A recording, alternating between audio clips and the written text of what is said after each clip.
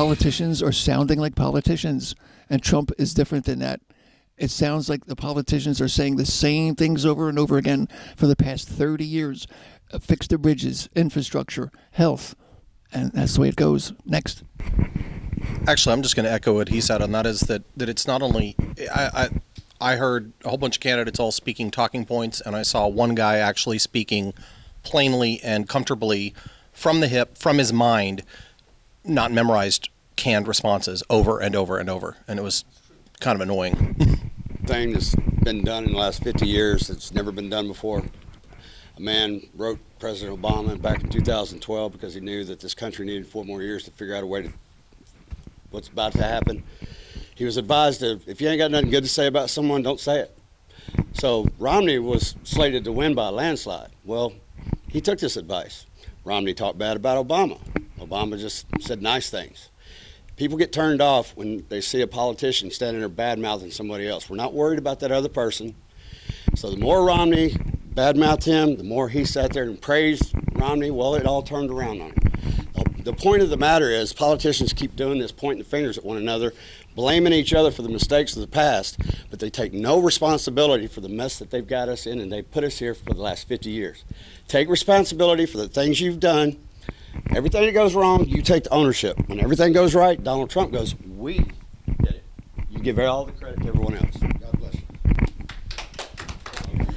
I don't like the camera, but I just want to say I know Trump talks tough on military and he's running the Republican primary, but he's the only one in the race right now that's not a neoconservative, that hasn't sold out to this go around the world, bomb everybody, get involved, throw over governments. He said he was against the Iraq war. I think he's a peace candidate. He's not talking like he wants to go to war with Russia. They were talking about that just a few months ago. They need to get tough with Russia. They need to get tough with China. He's talking about tough negotiations and deals, not boots on the ground, not sending our troops over there to fight wars that just cause messes and increase terrorism. I think he's the peace candidate. My comment will be quick. I'm going to go with the most ridiculous thing I heard tonight. Just happened. It was Rubio saying he would err on the side of life. How do you err on the side of life? Thank you.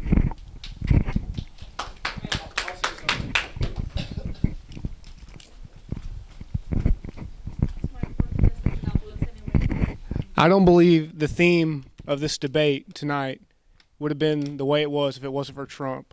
Everything that's been said there, every issue came from Trump. I've heard echoes, maybe similarities from every answer, from every candidate up there. Sounded a lot like Trump or some shadow of it. I'd go for the originator, the innovator, Trump 2016.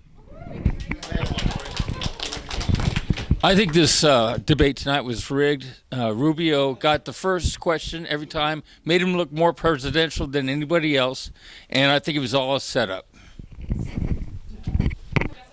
You know, I didn't quite catch all of this debate, but you know, me being an international, and then watching some of the things that Trump has been saying, in the last several months, I think that that he is the only one. He's the only one that can actually bring not just peace and security for this country, whether it's from Mexico or from the north, but also I think he's the best candidate to get the flag back up, so to speak. The American flag. I think if you look around, internationally and across the globe, not a lot of people respect our flag anymore, And Donald Trump is the kind of person that that's willing to stand up and then speak for American values.